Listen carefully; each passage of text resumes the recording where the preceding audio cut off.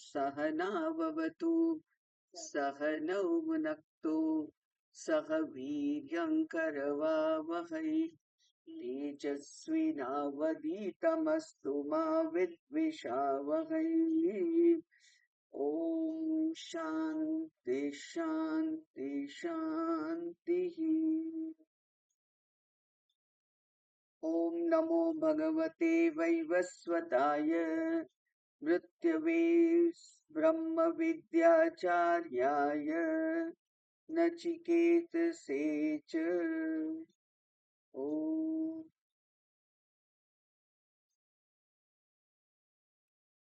दयाकरं दयाकारं दान्तं धर्मप्रवर्तकं प्रणमामि दयानन्दं मदाचार्यवरं परम्।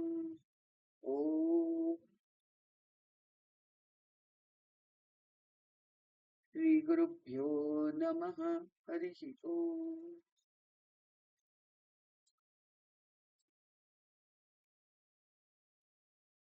कठोपनिषद द्वितीय अध्याय द्वितीय वल्ली द्वितीय मंत्र। हंसः शुचिषत् वसुरन्तरिक्षसत् होता वेदिशत् अतिथिर्दुरोणसत् वृषद्वरसत् यत् सद्व्योम सदब्ज अब्जा गोजा ऋतजा अद्रिजा ऋतम बृहत। આપણે ગઈકાલે અતિથિ સુધી જોયું.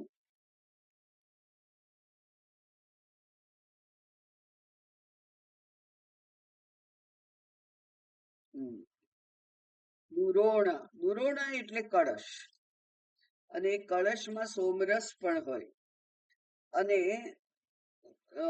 એનો અર્થ કર્યો છે અતિથિ, અને અતિથિનું સ્થાન ગૃહમાં હોય એટલે દુરોણેષુ ગૃહેષુ સિદતી ઇતિ, એ ઘરમાં રહે છે.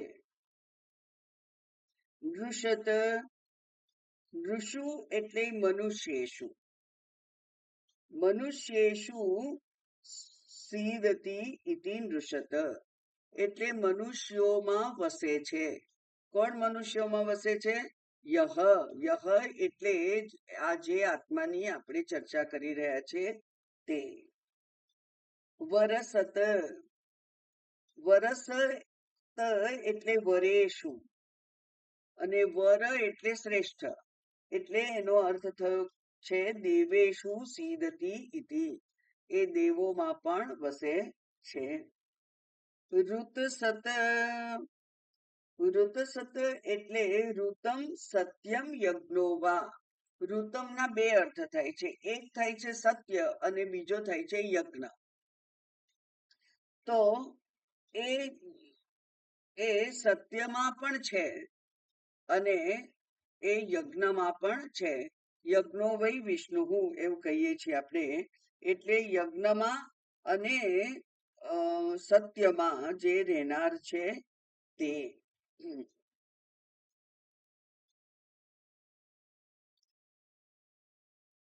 આગળ જોઈએ. અબજા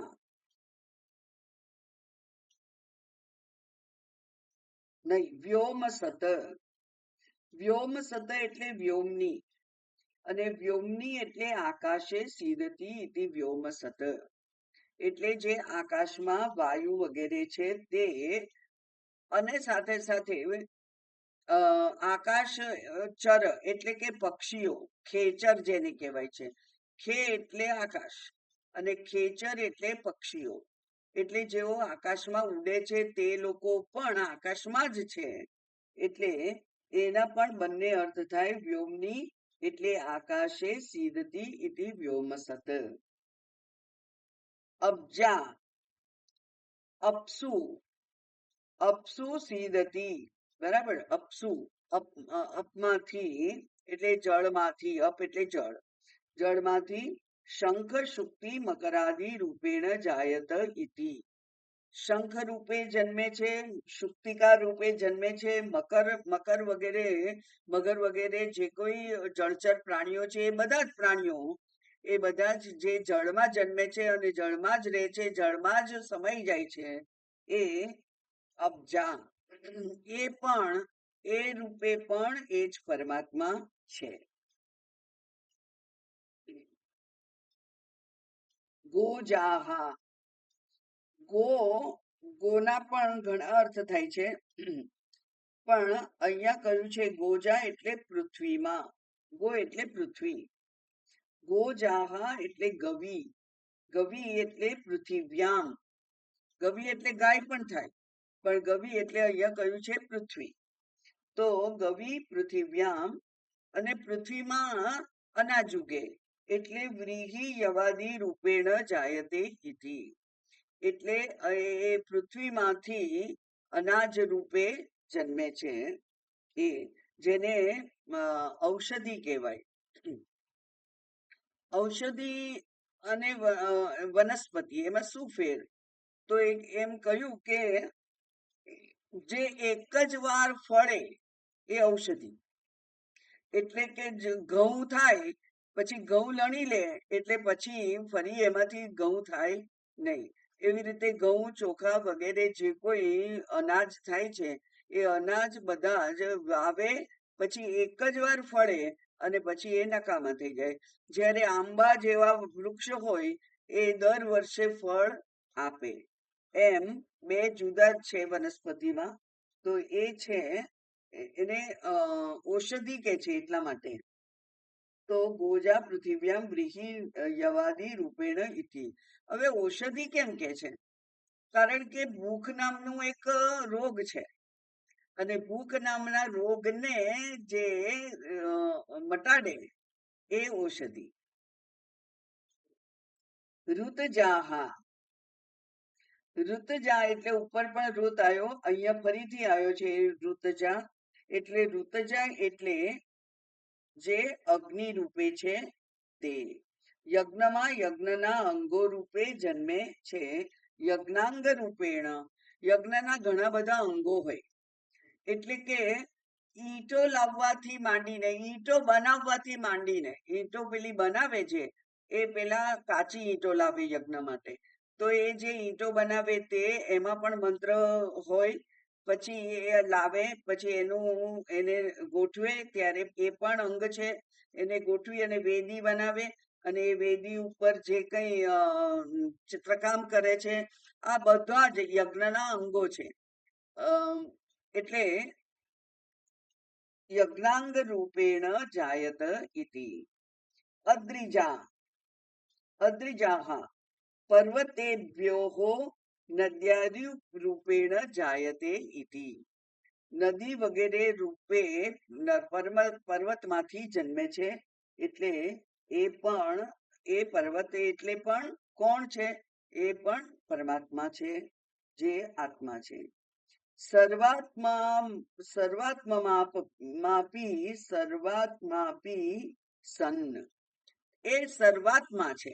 સર્વાત્મા છે એટલે અમે બધું ઘણું બધું ગણાયું, પણ એ ગણાયું એમાં જે કંઈ રહી ગયું હોય એ પણ ઉમેરી દેવાનું, એટલે સર્વાત્મા છે. જો બ્રહ્મ સર્વનો આત્મા હોય તો સર્વના સુખ દુઃખ ભોગવનાર આત્મા બને, અને તો આત્મા વિકારી અને સંસારી જ બની રહે, બરાબર. એટલે હવે શ્રુતિ કહે છે કે ઋતમ, ઋતમ ફરીથી આવ્યું, અને ઋતમનો અર્થ શું થયો છે? અવિતથ સ્વભાવ એવ.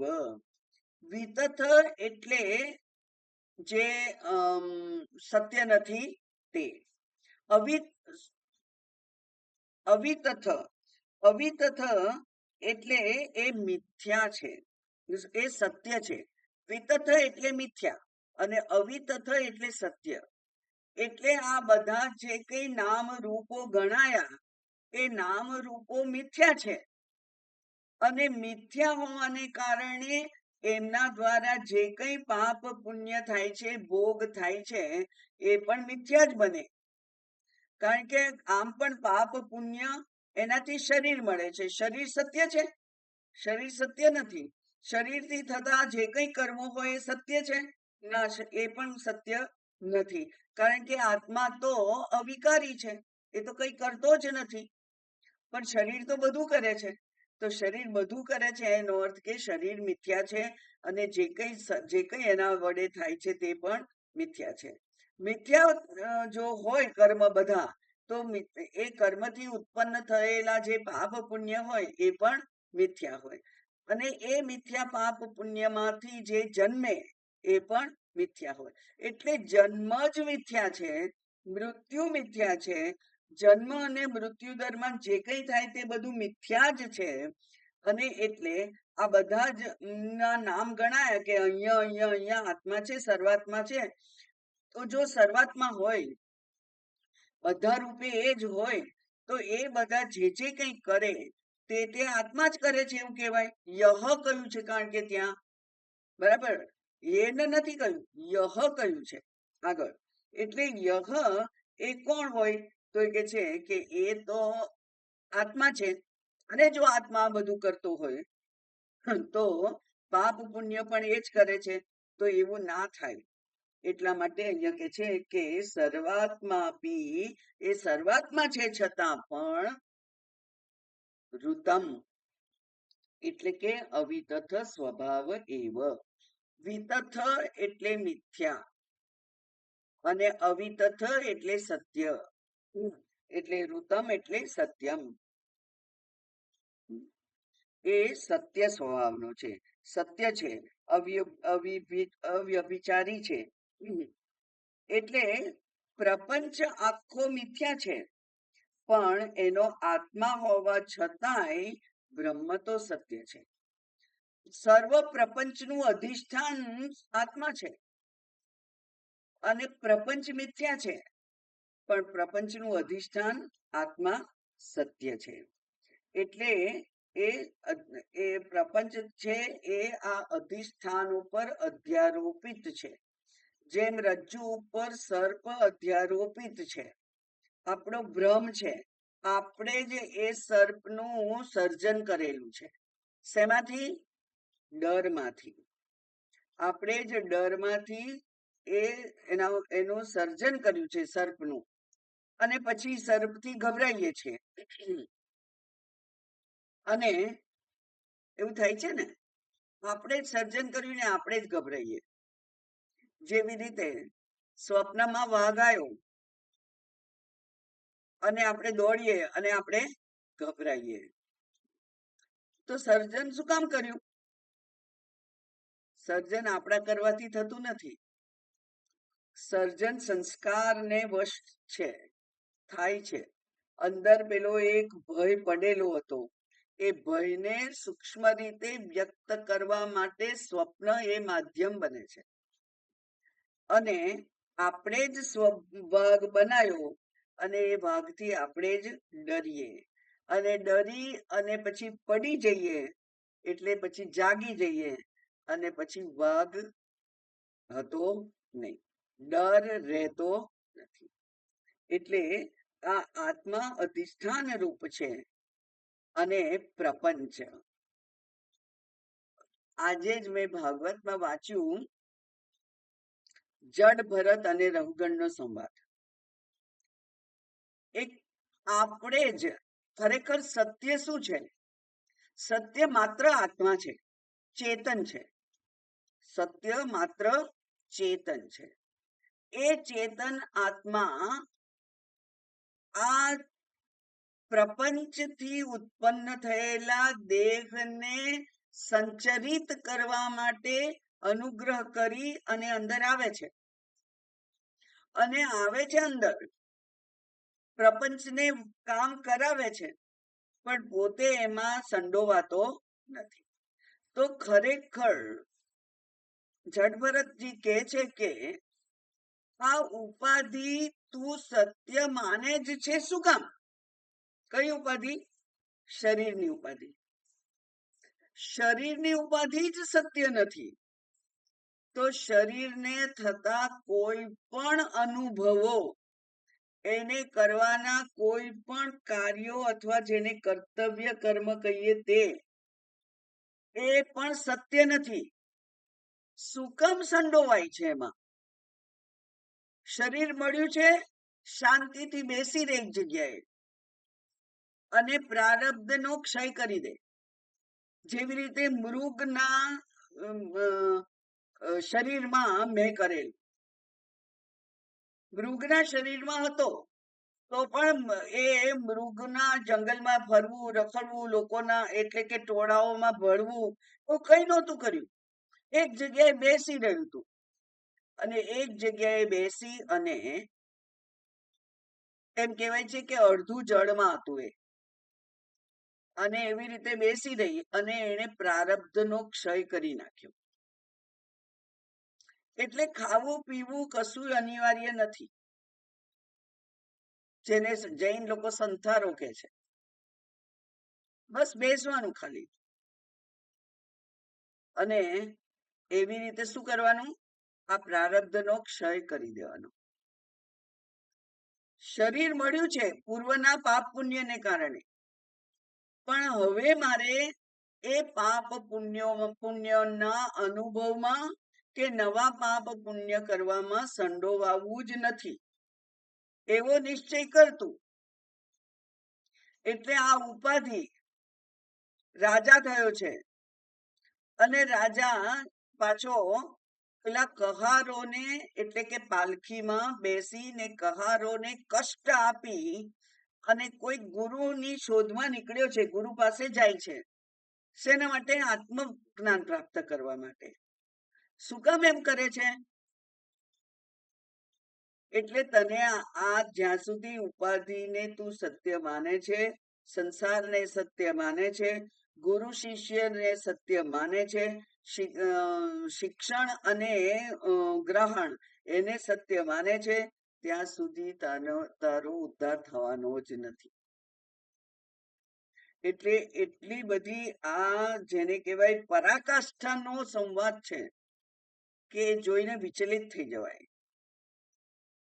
એમ થઈ જાય કે કેટલા જન્મ થશે હજુ તો આપણને. કારણ કે કઈ નહીં તો શરીરને સુખ દુઃખ સહન કરીએ, પણ છતાંય સુખ દુઃખ તો થાય જ છે. તો એ પણ સત્ય નથી એમ કે છે. એટલે અહીંયા કહ્યું કે આ જે ઋતમ છે, અવિતથ સ્વભાવ એવ, એ એનો સ્વભાવ છે. એટલે કે સત્ય એનો સ્વભાવ છે, મિથ્યાથી વિરુદ્ધ જે છે એનો સ્વભાવ છે.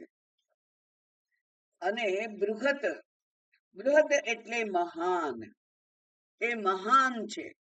બૃહત એટલે જે અત્યંત ફેલાયેલો છે તે. બૃહત્વાત બ્રહ્મ કેટલો છે? એક કશું પણ જગ્યા એના વગરની નથી, એટલો ફેલાયેલો જે છે તે. એટલા માટે કે છે સર્વ કારણત્વાત. કેમ સર્વ કારણત્વાત કેમ છે?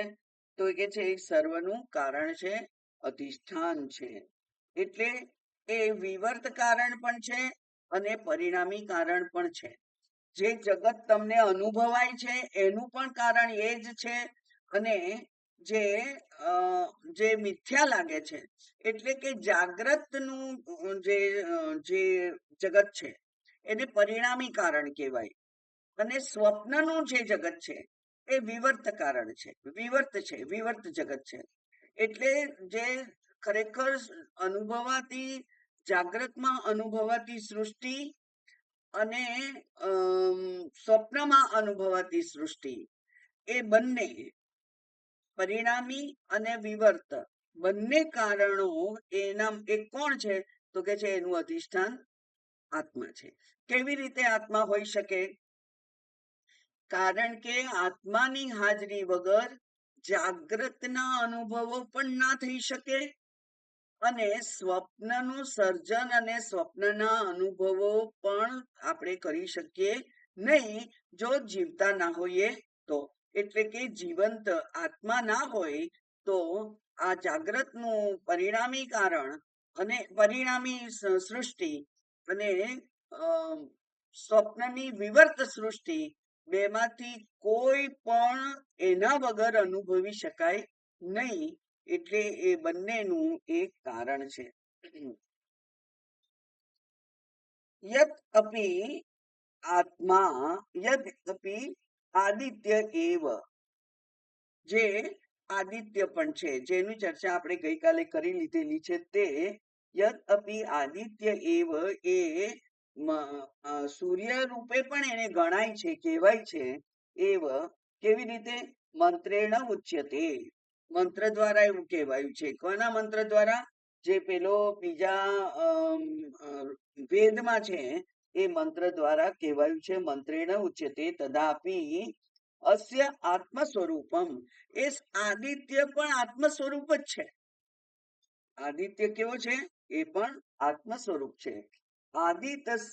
આદિત્યસ્ય અંગીકૃતત્વાત બ્રાહ્મણ વ્યાખ્યાને અપી અવિરોધ, એ બ્રહ્મને આદિત્ય કહેવું એ બ્રાહ્મણોમાં પણ એમાં વિરોધ થયો નથી. બ્રાહ્મણ એટલે કે પેલા વેદના ભાગ જે છે એ બ્રાહ્મણ વિભાગ કે છે એક આખો. તો એ બ્રાહ્મણ વિભાગ છે એમાં જેમાં આ મંત્ર આવ્યો છે ત્યાં પણ આદિત્યને બ્રહ્મ કહેવાય એનો કોઈ વિરોધ કરેલો નથી. એટલે આપણે પણ એને વિરોધ ગણવો નહીં. આદિત્ય એટલે બ્રહ્મ પણ કહેવાય. તો સર્વથા અપી એક એવ આત્મા, પણ આદિત્ય અને બ્રહ્મ બે ના હોઈ શકે. બે બ્રહ્મ બે આત્મા હોઈ ના શકે. એટલે કાં તો એને ક્યારેક આદિત્ય કહેલું છે, ક્યારેક એને બ્રહ્મ કહ્યું છે, ક્યારેક એને આત્મા કહ્યું છે, ક્યારેક એને ચેતન કહ્યું છે. એ જે કોઈ શબ્દો વાપર્યા છે તે બધા જ શું છે? તો કે છે સર્વથા અપી એક એવ આત્મા. ગમે તે દ્રષ્ટિકોણથી તમે જુઓ, ગમે તે શબ્દથી ત્યાં વર્ણન થયેલું હોય તો પણ આત્મા તો એક જ છે. ન આત્મભેદ ઇતિ મંત્રાર્થ, એમાં આત્મામાં કોઈ ભેદ નથી એવો અહીંયા મંત્ર કયો. હવે એ જ આત્મા બધે જ છે એમ કહ્યું અહીંયા, બરાબર ને? આ મંત્રમાં તો શું કહ્યું કે અહીંયા છે, અહીંયા છે, અહીંયા છે, અહીંયા છે, એમ કરી કરી અને જે જે મુખ્ય મુખ્ય અંગો છે આપણા જીવનના એને બધાને ઉદ્દેશી અને કહી દીધું કે આત્મા અહીંયા અહીંયા અહીંયા અહીંયા બધે બધું જે કઈ છે તે આત્મ સ્વરૂપ જ છે. ઓકે, તો હવે જો બધે જ હોય તો એને ઓળખવો કેવી રીતે? એ આત્માને ઓળખવો કેવી રીતે એની ચર્ચા થાય છે. તો શંકરાચાર્યજીએ અવતરણિકા ભાષ્યમાં કહ્યું કે આત્મનઃ સ્વરૂપ અધિગમે લિંગમ ઉચ્યતે, આત્માના સ્વરૂપને જાણવા માટે લિંગમ ઉચ્યતે. લિંગ એટલે નિશાની, લિંગ એટલે નિશાની. જેવી રીતે દરેકે દરેક રાષ્ટ્ર છે એનો રાષ્ટ્રધ્વજ એ રાષ્ટ્રને ઓળખવાની નિશાની છે. દરેકે દરેક મંદિરની ઉપર ધજા હોય છે તો એ ધજા ઉપરથી અહીંયા મંદિર છે અથવા પેલો જૈન મંદિર છે અથવા ચર્ચ છે એવી બધી ઓળખાણ ત્યાંથી પડે છે. એટલે એને લિંગ કહેવાય. લિંગ એટલે ઓળખવા માટેની નિશાની, ઓળખ ચિહ્ન, જેને કહેવાય જ્ઞાપક. જ્ઞાપક જ્ઞાન થવા માટેનું સાધન એ જ્ઞાપક કહેવાય. અને એનું ઉદાહરણ આવે છે આપણા શાસ્ત્રમાં કે જ્યાં જ્યાં ધુમાડો છે ત્યાં ત્યાં અગ્નિ છે. એટલે ધુમાડો પ્રત્યક્ષ છે. ધુમાડો દેખાય છે આપણને, અગ્નિ નથી દેખાતો. પર્વતની પાછળથી ધુમાડો નીકળે છે તો પર્વત છે વચમાં એટલે અગ્નિના દર્શન નથી થયા, પણ ધુમાડો જોઈને આપણે કહીએ કે ત્યાં આગળ આગ લાગી હોવી જોઈએ. તો આ જે ધુમાડો છે એ પ્રત્યક્ષ છે અને અગ્નિ એ પરોક્ષ છે. એમ પ્રત્યક્ષથી પરોક્ષની ઓળખાણ પડે. પ્રત્યક્ષ પરોક્ષને ઓળખાવવા માટેની નિશાની છે, સાધન છે. બરાબર ને? એટલે અહીંયા હવે હવેના મંત્રોમાં હવે એની વાત કરે છે કે કેવી રીતે આ આત્માને ઓળખવો. સરસ છે. ખાલી હું એમ કહું કે આ એક રજૂઆત જુદી રીતે થયેલી હોય છે. દરેક ઉપનિષદમાં રજૂઆત જુદી રીતે થયેલી હોય છે, પણ વાત જે આપણને જાણીતી છે એ જ કે છે, એટલે એને સમજવામાં વાર લાગતી નથી.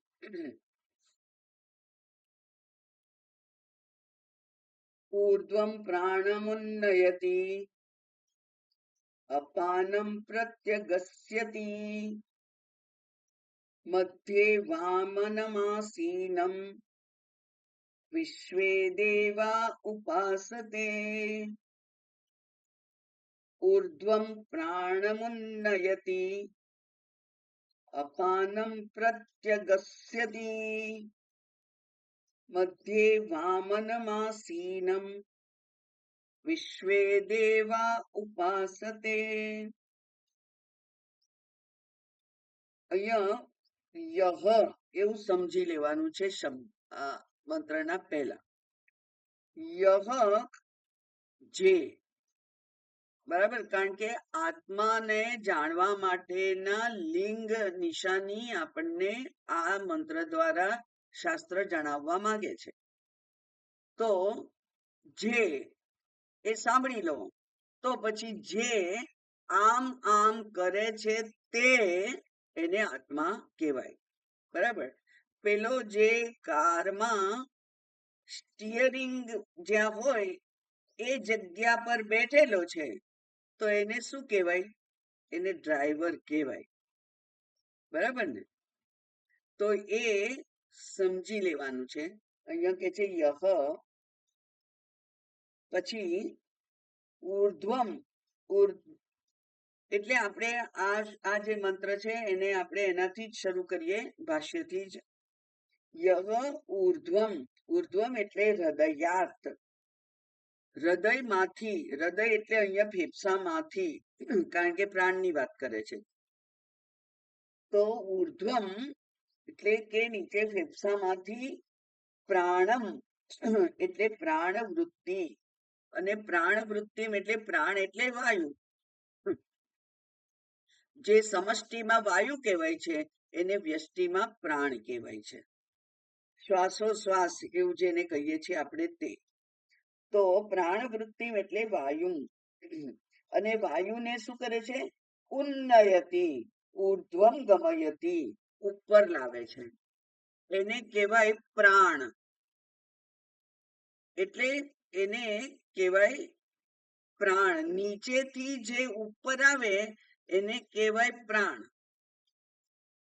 આપણે શ્વાસ ઉચ્છ્વાસ શબ્દ જે વાપરીએ છીએ ગુજરાતીમાં એ ઊંધું વાપરીએ છીએ. ઉચ્છ્વાસ, શ્વાસ જે ઉત્ત છે, ઉત્ત એટલે બહાર નીકળે છે, બરાબર, તો એને ઉચ્છ્વાસ કહેવાય. અને જે અંદર જાય છે એને શ્વાસ કહેવાય. એટલે ઉપર આવે એ શું છે? તો એ કે છે કે એ ઉર્ધ્વમ ગમયતી એને પ્રાણ કહેવાય. અને તથા અપાનમ, અપાનમ એટલે પ્રત્યક, અને પ્રત્યક એટલે અધઃ, નીચે, નીચે. બરાબર. પ્રત્યક એટલે અંદર, અંદર એટલે ફેફસામાં અંદર. અસ્યતિ, પ્રત્યક અસ્યતિ. અસ્યતિ એટલે ખરેખર અસ એટલે ફેંકવું, એટલે એ વાયુને નીચે લઈ જાય છે. જે વાયુ, બહારના વાયુને જે નસકોરા દ્વારા નીચે ફેફસા સુધી લઈ જાય છે તે, હૃદય સુધી લઈ જાય છે તે, એને શું કહેવાય? તો કે છે અપાન કહેવાય. તો યહ ઇતિ વાક્ય શેષ, મેં કહ્યું કે આને યહ ઉમેરી લેવાનું છે, એટલે કે એ વાક્ય શેષ છે, એ આમાં લખેલું નથી પણ એને સમજી લેવાનું છે. તો જે હૃદયમાંથી પ્રાણને ઉપર લાવે છે અને અપાન એટલે કે જે પ્રાણને નીચે ફેંકે છે, નીચે લઈ જાય છે, એ કોણ છે? એ જ એ છે. યહ એટલે પ્રાણને ઉપર લાવનાર અને પાછો નીચે લઈ જનાર કોણ છે? યહ. પ્રથમા વિભક્તિ છે, એટલે પ્રાણને બહાર લાવવાનું અને અંદર લઈ જવાનું કામ કરે છે જે તે આ આત્મા છે. બરાબર? એટલે આત્મા કોણ છે? તો પ્રાણાપાનની જે ક્રિયા કરે છે તે આત્મા છે. એટલે કે જેના હોવાથી પ્રાણાપાનની ક્રિયા થઈ શકે છે તે આત્મા છે. હવે પ્રાણાપાન કો કે બીજી કોઈ પણ ક્રિયા કો, આ સર્વ ક્રિયાઓ જેના દ્વારા સંચરિત છે તે આ આત્મા છે. એટલે બીજું પેલું ઉપનિષદ કહે છે આપણને કે બોધમ પ્રતિબોધમ મતમ, આ બોધ જે થાય છે, બોધ એટલે જ્ઞાન, અને જ્ઞાન જ્ઞાનેન્દ્રિયો દ્વારા થાય. 5 જ્ઞાનેન્દ્રિયો, આ 5 જ્ઞાનેન્દ્રિયો દ્વારા જે જ્ઞાન થાય છે તે જ્ઞાન જેના હોવાથી થાય છે તે આત્મા છે. એટલે આપણને જે જ્ઞાન વૃત્તિ ઉત્પન્ન થાય છે ક્ષણે ક્ષણે, એ આત્માની હાજરી બતાવે છે. એટલે આત્માની હાજરી ક્યાંય જોવા જવી પડે નહીં, કોઈ લેબોરેટરીમાં તપાસ કરાવવા જવી પડે નહીં. આત્માની હાજરી આપણે પોતે જાણી શકીએ. એટલે કે આ માથાનો એક વાળ ખેંચે કોઈ, કે ક્યારેક અકસ્માત કશાક વડે ખેંચાઈ જાય, તો જે અહીંયા કંઈક અનુભવ થાય છે, એ અનુભવ કેમ થાય છે? એ આત્મા છે, ચેતન છે, એટલા માટે.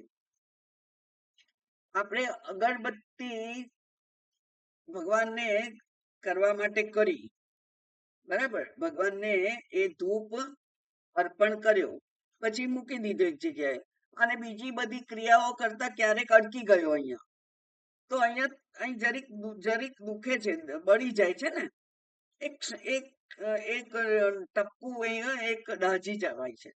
તો દાજી જવાય છે, કેવો હાથ ખસી જાય છે? કેમ ખસી જાય છે? કારણ કે એ ચેતન છે. આ જ શરીરને લાકડાનો ઢગલો કરી અને અગ્નિ વચ્ચે મૂકી દે છે, ત્યારે એ શરીર તો ઊભું નથી થઈ જતું, કારણ કે એમાં ચેતન. એટલે એક તણખો, આગનો એક તણખો આપણને લાગી જાય તો આપણને દજાવાય છે અને ખસી જઈએ છીએ ત્યાંથી, અને આખું ને આખું શરીર અગ્નિમાં મૂકી દે છે તો કઈ થતું નથી. એટલે અહીંયા પ્રાણને જેને કહેવાય ઉપલક્ષણ તરીકે, એક સેમ્પલ તરીકે કહ્યું કે જે પ્રાણને ઉપર લાવે છે અને નીચે લઈ જાય છે, એ જ આત્મા છે. કારણ કે આત્માની ઓળખાણ આપવાની છે ને. આત્મા કોણ? જે તમારા પ્રાણને નીચેથી ઉપર લાવે છે અને ઉપરથી ફ્રેશ એર નીચે લઈ જાય છે, તે જે કરે છે તે આત્મા છે. પછી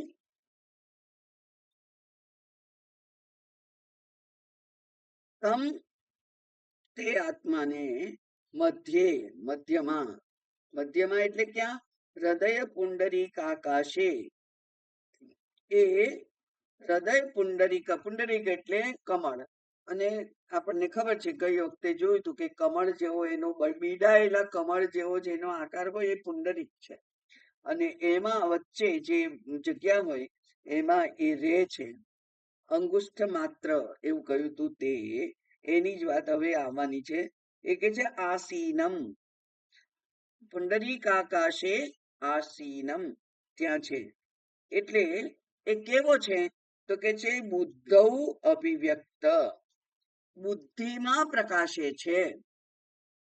બુદ્ધૌ અભિવ્યક્ત વિજ્ઞાન પ્રકાશમ, બુદ્ધિમાં રહી અને વિજ્ઞાન, વિજ્ઞાન એટલે જે હું છું અને મારા વડે આ બધું સંચરિત છે એવું જે આપણને અનુભવ કરાવે છે તે ક્યાં છે? મધ્ય હૃદય, હૃદયની મધ્યમાં છે. અને બુદ્ધિ વડે એટલે કે બુદ્ધિની વૃત્તિઓ વડે, બરાબર, બુદ્ધિ એટલે બુદ્ધિની વૃત્તિઓ વડે જે પ્રકાશિત થાય છે, અભિવ્યક્ત થાય છે. અને એ જ પેલું હમણાં મેં મંત્ર કયો બીજા ઉપનિષદનો, એનું એ જ અર્થ થાય કે પ્રતિબોધમ મતમ, બરાબર, બોધમ બોધમ પ્રતિબોધમ મતમ. તો જે બુદ્ધિની વૃત્તિઓ ઉત્પન્ન થાય છે તે એની હાજરી બતાવે છે, ત્યાં છે, બુદ્ધિમાં છે. એટલે બુદ્ધિમાં, હૃદય ગુફામાં એટલે બુદ્ધિમાં. અને બુદ્ધિ એટલે જે વિચારો વિચાર કરી શકવા માટે સક્ષમ છે તેને કહેવાય છે બુદ્ધિ. તો દરેકે દરેક વિચારના અધિષ્ઠાન રૂપે જે છે તે આ ચૈતન્ય છે. એ કેવો છે તો કે છે વામનમ. વામ, વમ, વમ ધાતુ છે એનો અર્થ થાય છે પૂજા યોગ્ય, પૂજાર્હા, પૂજા યોગ્ય. તો વામનમ એટલે સુંદર, પૂજનીય. અને શંકરાચાર્યજીએ ત્યાં લખ્યું છે સંભજનીયમ, જેનું ભજન કરવાનું હોય. સંભજનીયમ, પૂજનીયમ, સુંદર એવું જે છે તે. આમ તો વામન અવતાર હતો ભગવાનનો, પણ એ વામન અવતાર, વામન નાનકડો પેલો બ્રાહ્મણ એ ખરેખર સુંદર હતો. અને એટલે જે પેલા જે અસુર હતો દૈત્યરાજ, એ દૈત્યરાજ પણ એને જોઈ અને પ્રસન્ન થઈ ગયેલા કે નાનકડો બ્રાહ્મણ માંગવા આવ્યો છે, શું માંગી લેવાનો છે? અને એટલે કે છે કે માંગ માંગ. અને ભગવાને માંગી લીધા 3 પગલા. તો એ વામન એટલે કે નાનો છે પણ પૂજનીય છે. વામનનો અર્થ નીચો, નાનો આપણે એવું કરીએ છીએ, પણ વમ ધાતુનો અર્થ થાય છે સુંદર, પૂજનીય. વામનમ સંભજનીયમ. અને એ ચૈતન્ય ભજનીય છે કે નહીં? એનું ભજન કરવા યોગ્ય છે કે નહીં? કારણ કે સર્વનું અધિષ્ઠાન છે. એના થકી તો હું છું એમ કહી શકું છું. નહીં તો ના કહેવાય ને, હું છું એવું કહેવાય ના. એના થકી જે અંદર છે નાનો જ છે. કેમ? કારણ કે શાસ્ત્રએ વર્ણન કરેલું આગળ અંગુષ્ઠ માત્ર પુરુષ, એટલે નાનો છે. પણ એ નાનો છે છતાંય એ સૌથી મોટો છે. એ નાનો છે છતાંય સૌથી અગત્યનો છે. એ નાનો છે છતાંય સૌથી અગત્યનો એટલા માટે છે કે એના વડે જ સમગ્ર આ જે દેહાદી સંઘાત છે એ એને માંથી દ્વારા જ એ કાર્ય કરે છે. એટલે આમ તો બધું આત્મામાં છે. આત્મા વિશાળ છે, બૃહદ છે, સર્વવ્યાપી છે. તો એ સર્વવ્યાપી આત્મામાં હું છું કે નહીં? સર્વવ્યાપી આત્મામાં હું છું. અઘરું નથી આ. સર્વવ્યાપી આકાશમાં જેમ ઘડો છે, પણ ઘડામાં આકાશ છે એમ પણ આપણે કહીએ છીએ. એમ સર્વવ્યાપી આકાશમાં હું છું, સર્વવ્યાપી આત્મામાં. અને એ આત્માને પામી ક્યાં શકાય, જોઈ ક્યાં શકાય, અનુભવી ક્યાં શકાય? એ અંદર અનુભવી શકાય. એટલે આત્મામાં હું છું અને મારામાં આત્મા છે. બંને સાચું છે. બંને સાચું છે. એટલે એ કેવો છે? નાનો છે. સંભજનીયમ. અને એટલે સર્વે દેવા વિશ્વે, વિશ્વે એટલે સર્વે દેવાહા, વિશ્વે દેવાહા એટલે સર્વે દેવાહા, બધા દેવતાઓ, બધા દેવો. અને આ દેવો કોને કહ્યું? જે જે પ્રકાશમાન છે એ દેવ છે. દિવ્યતી ઇતિ દેવ, જે પ્રકાશ ફેલાવે છે એને દેવ કહેવાય. અને અહીંયા આ શરીરમાં દેવતાઓ કોણ છે? તો આ બધી જ ઇન્દ્રિયોના જે અધિષ્ઠાતાઓ છે એ બધા દેવતાઓ છે. ચક્ષુના દેવતા સૂર્ય છે, શ્રોત્રના દેવતા અશ્વિની કુમાર છે, દિશાઓ છે. ઘ્રાણના દેવતાઓ, સ્વાદના દેવતાઓ જળ છે. બધા દેવતાઓ જુદા જુદા છે. એટલે કયા કે ચક્ષુરાદય, આ દેવતાઓ એટલે કોણ? તો ચક્ષુ વગેરે. તો ચક્ષુ વગેરે ઇન્દ્રિયો, બરાબર, ચક્ષુ વગેરે ઇન્દ્રિયો એમના અધિષ્ઠાતા દેવતાઓને કારણે એને પણ દેવ કહ્યા છે.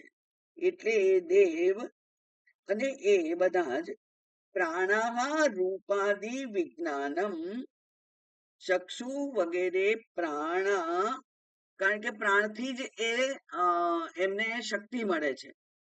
ઇન્દ્રિયોને શક્તિ પ્રાણ દ્વારા મળે છે. એટલે ઇન્દ્રિયો, પ્રાણ એ બધા જ શું કરે? તો કે છે રૂપાદિ વિજ્ઞાનમ બલિમ ઉપાહરંતો વિષહ ઇવ રાજાનમ ઉપાસતે. આ દેવો એમની ઉપાસના કરે છે. આ જે ચક્ષુરાદિ દેવતાઓ છે એ એમની ઉપાસના કરે છે. ઉપાસના કરીએ આપણે, ભગવાનની પૂજા કરીએ તો શું કરીએ છીએ? અભિષેક કરીએ, પછી એમને વસ્ત્ર અર્પણ કરીએ, પછી અલંકાર કરીએ, એમને ચક્ષુરાદિ અક્ષ વગેરેથી એમને વધાવીએ અને પછી નૈવેદ્ય કરીએ છીએ. તો ઉપહાર આપીએ છીએ ને આપણે, ભગવાનને ઉપહાર આપીએ છીએ. એવી રીતે આ ચક્ષુર વગેરે પણ રૂપ વગેરે વિજ્ઞાન, રૂપ વગેરે જે જ્ઞાન છે, રૂપનું જ્ઞાન, રંગનું જ્ઞાન, શબ્દનું જ્ઞાન, સ્પર્શનું જ્ઞાન, આ બધા જે જ્ઞાન છે તે જ્ઞાન એ બલિ રૂપે, બલિ એટલે અર્પણ કરવું, બરાબર, બલિ એટલે શું કરીએ છીએ?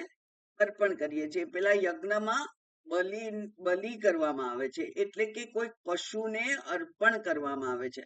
અથવા યજ્ઞની જે દ્રવ્યો હોય એની આહુતિ આપવામાં આવે છે. અગ્નિ દેવતાને બલિ અર્પણ કરીએ છીએ આપણે. તો એ બલિ ઉપાહરંતો, ઉપહાર રૂપે બલિ આપે છે. એટલે કે પ્રત્યેક જ્ઞાન નો જે ઉપહાર છે, ભેટ છે, ઉપહાર છે, ભેટ છે, કોને આપે છે? આત્માને. તો કેવી રીતે? સરસ ઉદાહરણ આપ્યું છે. એ કે છે વિષહ ઇવ રાજાનમ.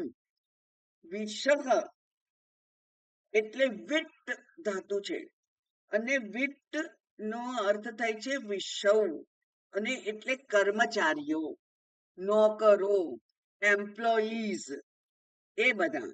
જેવી રીતે રાજાના નોકરો રાજાને ઉપહાર આપે, એવી રીતે આ ઇન્દ્રિયો જે છે એ પોતપોતાના વિષયોનું જ્ઞાન લાવી અને ભેગું કરી અને પછી આ આત્માને સમર્પિત કરે છે. જેમ આપણે આપણાથી શક્ય એટલું બધું જ વ્યંજનો ભેગા કરી અને ભગવાનને નૈવેદ્ય અર્પણ કરીએ છીએ. તો આ નૈવેદ્યનો સ્વીકારનાર કોણ છે? પરમાત્મા. એવી રીતે આ જે ચક્ષુરાદિ 5 ઇન્દ્રિયો અને પ્રાણ એ બધા જે અર્પણ કરે છે એને સ્વીકારનાર કોણ છે? રાજા સ્થાનીય આત્મા. એ આત્મા એનો સ્વીકાર કરે છે. એટલે કે આત્માને પ્રસન્ન કરવા માટે જાણે કે આ ઇન્દ્રિયો વગેરે ભેટ લાવી લાવી અને એમના ચરણોમાં ધરે છે. તો આ બલિ એટલે નૈવેદ્ય એ અર્પણ કરે છે. અને એટલે હવે એનો ઉપસંહાર કરે છે. આખી ચર્ચાનો ઉપસંહાર કરે છે શંકરાચાર્યજી. એ કે છે કે તાદર્થ્યેન તાત અર્થ્યેન તેના માટે, તેના એટલે એ બ્રહ્મના માટે, આત્માના માટે અનુપરત વ્યાપારાહ ભવંતી, બિલકુલ અટક્યા વગર બધા વેપાર થાય છે, સતત ક્રિયાઓ થાય છે, સતત પ્રવૃત્તિ ચાલુ છે આ દેહાદી સંઘાતમાં. ચક્ષુરાદી તો ફક્ત જાગ્રતમાં વ્યવહાર કરે છે, સ્વપ્નમાં સ્વપ્નની ઇન્દ્રિયો વ્યવહાર કરે છે, અને સુષુપ્તિમાં બીજી આ ઇન્દ્રિયો વ્યવહાર ના કરતી હોવા છતાં પણ પ્રાણ તો અવિરતપણે જેની સેવામાં હાજર છે તે. અંદરના અંગો પણ સતત સેવા કરે છે. એ કેમ કરે છે? બધા આ આત્માને પ્રસન્ન રાખવા માટે બધી જ સેવાઓ કરે છે. એટલે કે તાદર્થ્યેન, એમના જ માટે, આત્માની પ્રસન્નતા માટે સતત પ્રવૃત્તિઓ ચાલ્યા કરે છે, એવો એનો અર્થ થયો. કારણ કે બધી જ ઇન્દ્રિયોની, પ્રાણની, આંતર ઇન્દ્રિયોની પણ પ્રવૃત્તિઓ જેને પ્રસન્ન કરવા માટે, જેના હોવાથી થઈ રહી છે, એ જ આ આત્મા છે. હવે તમને સમજાયું ને કે આત્માને ઓળખવો કેવી રીતે. લિંગ, કે આ બધું ચાલે છે વ્યવસ્થિત, એનો અર્થ કે આત્મા છે, પ્રસન્ન છે આત્મા. જ્યારે આમાં બધું કશી ગડબડ થાય ચાલવાની, અને ત્યારે આપણે કહીએ કે આત્મા પ્રસન્ન નથી. ખરેખર આત્માના હોવાથી આ બધું થાય છે, અને આત્માને કોઈ નૈવેદ્યની જરૂર નથી, આત્મા તો પૂર્ણ છે. પણ આપણને સમજાવવા માટે એમ કહેવું પડે કે આ આત્મા એ રાજા છે, અને રાજા સ્થાનીય આત્માને ભેટ આપવા માટે આ બધી ઇન્દ્રિયો અને પ્રાણ અવિરતપણે કાર્યરત રહે છે, એ એના માટે જ છે. યદર્થા યત પ્રયુક્તાશ્ચ સર્વે વાયુકરણ વ્યાપારાહ. યદર્થાહ, જેના માટે છે, હમણાં જ મેં જે કહ્યું તે જ અહીંયા છે, જેના માટે આ બધા ભેટ લાવે છે, બરાબર. અને યત પ્રયુક્તાશ્ચ, જેના વાડે આ બધું પ્રયુક્ત થયેલું છે, જેના વડે આ બધું સંચાલિત છે, જેના હોવાથી આ બધું સંચરણ થઈ રહ્યું છે તે. યત પ્રયુક્તા એટલે કે જે સત્તા અને સ્ફૂર્તિ આપે છે, જે પ્રેરે છે, જે પેલા કે છે ને કેન પ્રયુક્તા, એવું કેનોપનિષદના શિષ્યએ પૂછ્યું કે કેને શીતમ પ્રેષિતમ પતિતમ મનઃ. મન એટલે કે બધા જ, પણ આ મન વગેરે બધું જ કોના દ્વારા પ્રવૃત્ત થાય છે, કોના દ્વારા સત્તા પ્રાપ્ત કરી અને આ પ્રવૃત્તિમાં લાગી પડે છે, તો એ જ છે આત્મા, બરાબર. એટલે જેના માટે અને જેના દ્વારા બંને કહી દીધું. કારણ કે આ મારા જેવો જ પ્રશ્ન શંકરાચાર્યજીએ કર્યો કે જેના માટે તો આત્મા તો પૂર્ણ છે, એમના માટે તો થોડું કઈ કરવાનું હોય. તમારા નૈવેદ્યથી આત્મા થોડો ખુશ થાય, એ તો કઈ ગ્રહણ કરતો જ નથી, અગ્રાહ્ય. એવું એનું નામ છે. તો એ એવું નથી, પણ અહીંયા એના જ માટે બધું થાય છે અને એના દ્વારા જ બધું થાય છે. એના હોવાથી જ બધું થઈ શકે છે. તે યત પ્રયુક્તાશ્ચ સર્વે વાયુ કરણ વ્યાપારાહ, એટલે પ્રાણાદિ ઇન્દ્રિયોની પ્રવૃત્તિઓને જે સત્તા અને સ્ફૂર્તિ આપે છે તે સહ એ આપણે પુરવાર શું કરવાનું છે? ભૂલી ગયા છીએ આપણે તો. આપણે ભૂલી ગયા. શું પુરવાર કરવાનું છે? બોલો બોલો, અનમ્યુટ કરો, તમારું ફોન અનમ્યુટ કરો. શું કરવાનું છે?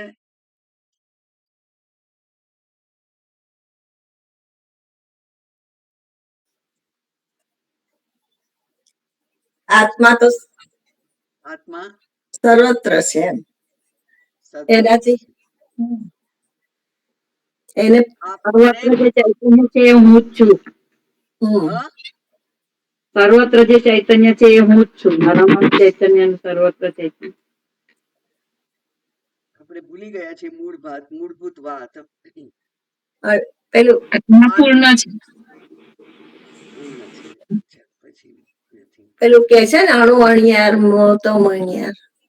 ના, એ આત્મા એ દેહાદી સંઘાતથી જુદો કંઈક છે.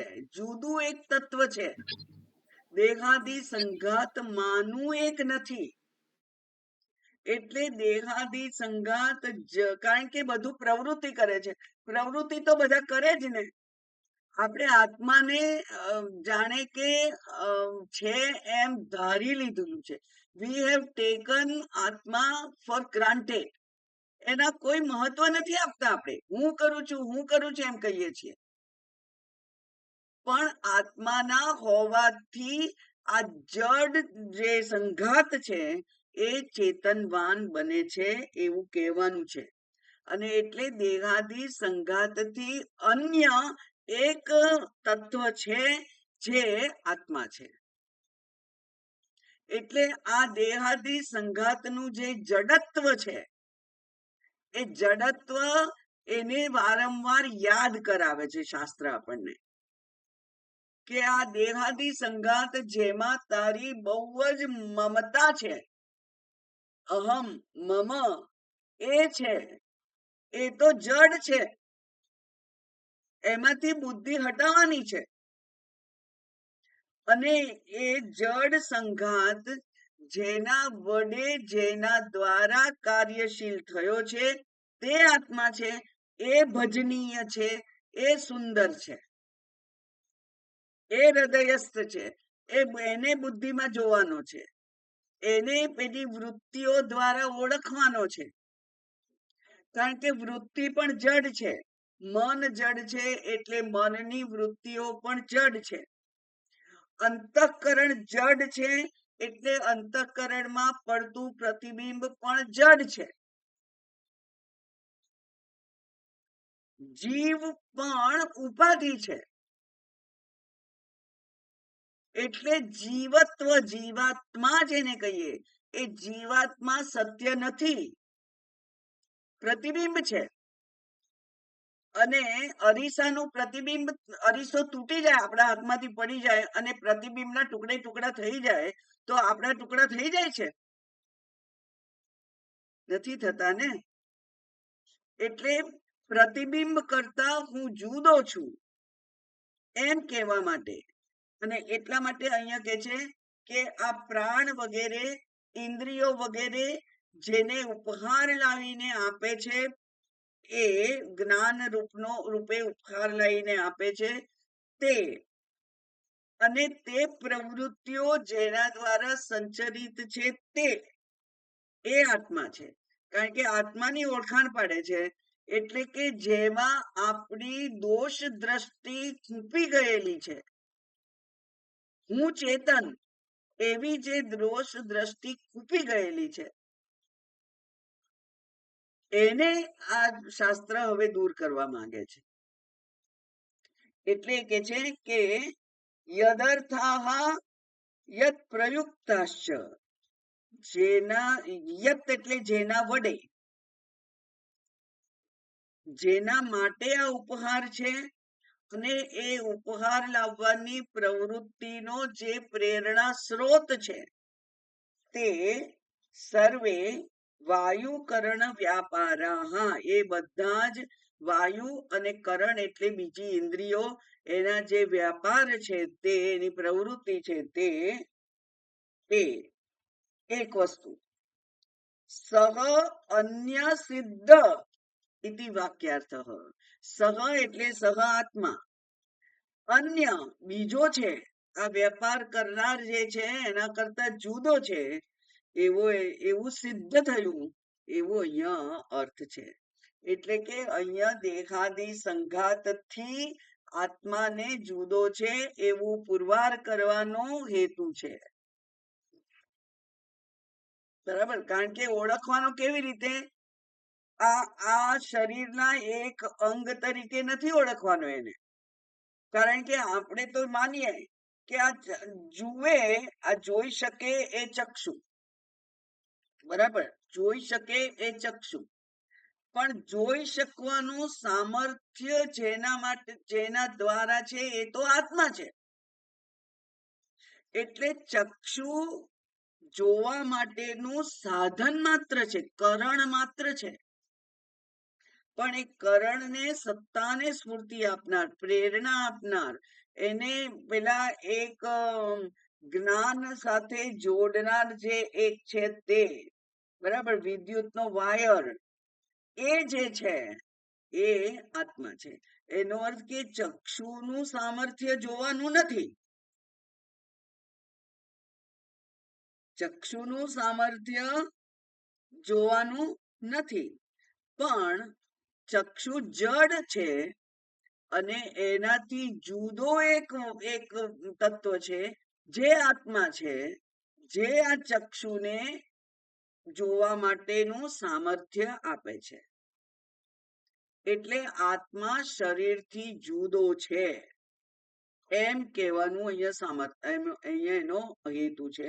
એટલે અહીંથી સિદ્ધ, આપણે ખબર છે પેલા ભૂમિતિમાં પ્રમેય કરતા હતા, પછી નીચે લખતા હતા ઇતિ સિદ્ધમ, આ સિદ્ધ થઈ ગયું, એટલે હવે અહીંયા ઇતિ સિદ્ધમ લખ્યું છે. અહીંયા એ કે છે સહ અન્ય ઇતિ સિદ્ધમ, એ બીજો છે એવું અહીંયા સિદ્ધ થઈ ગયું.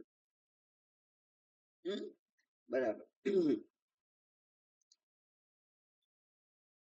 ઘોડા વડે રથ ચાલે, આમ તો આપણે કહીએ કે રથ ચાલે છે, રથ ના ચાલી શકે, રથ અચેતન છે, પણ અચેતનમાં કંઈક ચેતન ઉમેરાયું છે ત્યારે એ ચાલે છે, હે ને? એવી રીતે આ શરીર જડ છે, પણ એ શરીરમાં ચૈતન્યના પ્રવેશ દ્વારા એ જડ શરીર પ્રવૃત્તિ કરવા માટે સામર્થ્યવાન બને છે, એવું અહીંયા કહ્યું. આ અન્વય પદ્ધતિથી આપણને આત્માની ઓળખાણ આપી. આત્મા અને આ શરીર એ બેનો અન્વય થયો, એ બે એક થયા ત્યારે આ ચેતન હું એમ આપણે કહી શકીએ છીએ. હવે પછીના મંત્ર છે એમાં વ્યતિરેક પદ્ધતિથી કહેશે, એટલે કે એક શબ્દમાં કહી દઉં તો આત્મા ના હોય તો આ શરીરનું શું થાય, બરાબર? તો આત્મા છે એટલે પ્રવૃત્તિ છે, અને આત્મા નથી તો કોઈ પ્રવૃત્તિ નથી. એક જ વસ્તુને સિદ્ધ કરવા માટે હકારાત્મક અને નકારાત્મક, અન્વય અને વ્યતિરેક, એ બંને પદ્ધતિ છે. એટલે બીજી પદ્ધતિનો ઉપયોગ એના પછીના મંત્રમાં છે, તે આપણે આવતી વખતે જોઈશું.